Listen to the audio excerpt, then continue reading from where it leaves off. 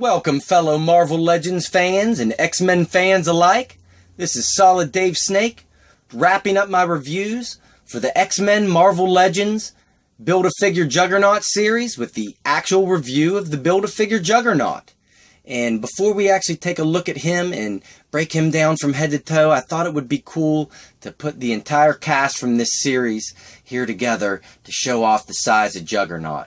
And, well, actually one figure is missing. I haven't picked up the Deadpool yet, but I will have him here soon. So a review of him will be coming, but I love how big this Build-A-Figure is. Whenever Hasbro started doing these Marvel Legends after Toy Biz, their Build-A-Figures were kind of smaller than what Toy Biz was doing, but over the past year, Hasbro has started making their Build-A-Figures big again. They kind of really did it with the oversized Hulkbuster last year, and I think since then this is the next biggest Build-A-Figure that Hasbro has done. So very happy with it. Great representation of how big Juggernaut is in the comics compared to the rest of the X-Men. So, alright, let's clear all these figures out of the way and get into Juggernaut.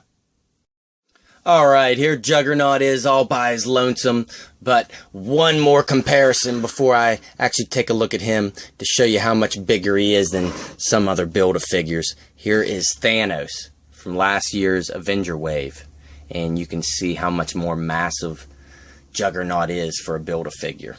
So, alright, let's take a look at this figure, and it's going to be hard to get him up close here with as big as he is, but I'll try to give you an up-close look at this head before we start taking a look at his body.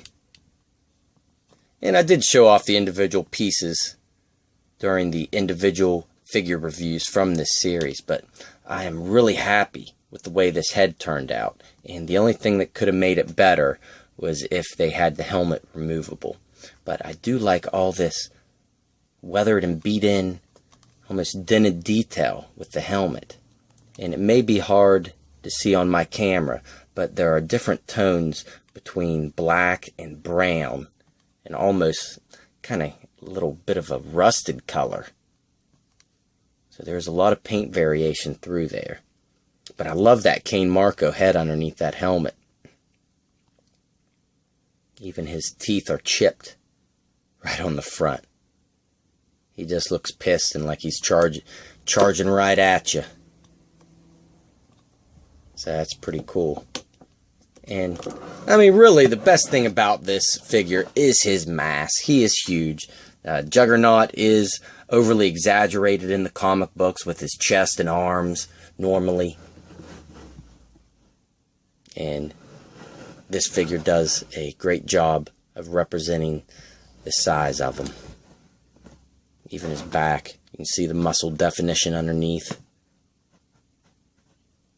And overall, my paint job is really clean on this Build-A-Figure.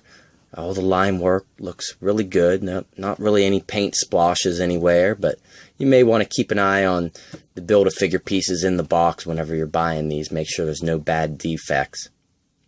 But all these bands on both of his arms, on his biceps, are movable. That's a separate piece. And on his wrist as well. And they have that same kind of detail that the helmet has, where it almost has a rusted kind of look with those browns and blacks in there. And of course, his center of his stomach does have that classic Juggernaut design that is more red with the lines going up and down. The belt came out really nice, and it's a separate piece, so you can hide that waist cut here with it, if you move it right there. And it is a black strap going all the way around, but the buckle has some nice detailing in there to make it look weathered. But all the way around, it is just that black band. And a lot of good muscle definition here on his legs. And down below, his boots came out really good. Just like some Juggy boots from the comics. Got peg holes on the bottom of his feet, not too much detail on the bottom. They are black. But overall, very happy with the look of this figure. And his articulation is awesome for such a big figure. His head is on a ball joint, which will rotate all the way around. actually look that far down and look a little ways up as well, but it doesn't make that helmet flush against the body armor like it should be whenever you move it around. If I had one big gripe about this figure, it is that the helmet does not look attached in certain areas.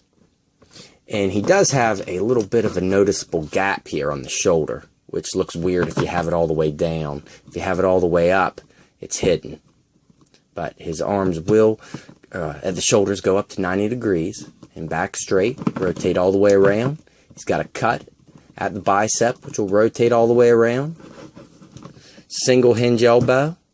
You don't really need more than that, which won't go up quite to 90 degrees, but will go back straight. And at the hand, he will rotate all the way around, and he's got the hinge, which won't move too far in or too far out, but you have a little movement there.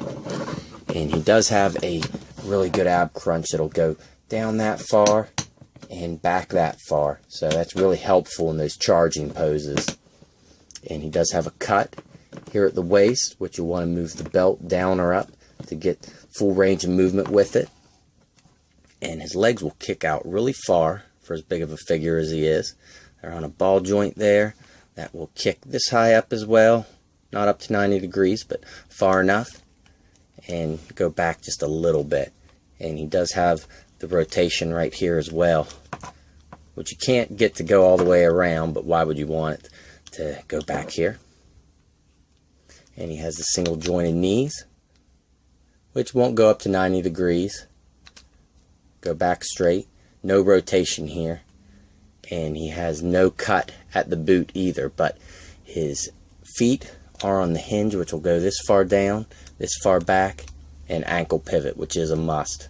So it's really cool with the articulation of this figure that you can get him in some charging poses. And just to show that off a little bit, that you can do it pretty easily. Sink him right in there. Piece of cake. And you just got to play around with them to get them to really stand there permanently. But all in all, awesome Build-A-Figure. I was very happy with this series as a whole. I thought it was a great comeback for X-Men and Marvel Legends. And if you're a Marvel Legends collector or just a big X-Men fan, I highly recommend picking up this whole series. I think this Build-A-Figure is definitely worth buying the whole series. Even if there's a figure here or there that you're not really wanting that character that bad, this Build-A-Figure will make it worth it to go the extra mile and get every figure. So, alright everyone, I hope you enjoyed all the reviews on these new X-Men Marvel Legends. And stay tuned, because they are going to be making another series of X-Men Marvel Legends in the near future, which is going to have a awesome Jim Lee Cyclops, which I'm very excited for. That, Dazzler, newer Colossus, the Build-A-Figures Warlock, a couple other figures in there I can't think off the top of my head. Oh, Sunfire. That's one that I'm really looking forward to in that series. So, looks like we have a lot of good things to look forward to for X-Men fans and Marvel Legends. So, definitely excited for it. So, alright everybody, I'll catch you later.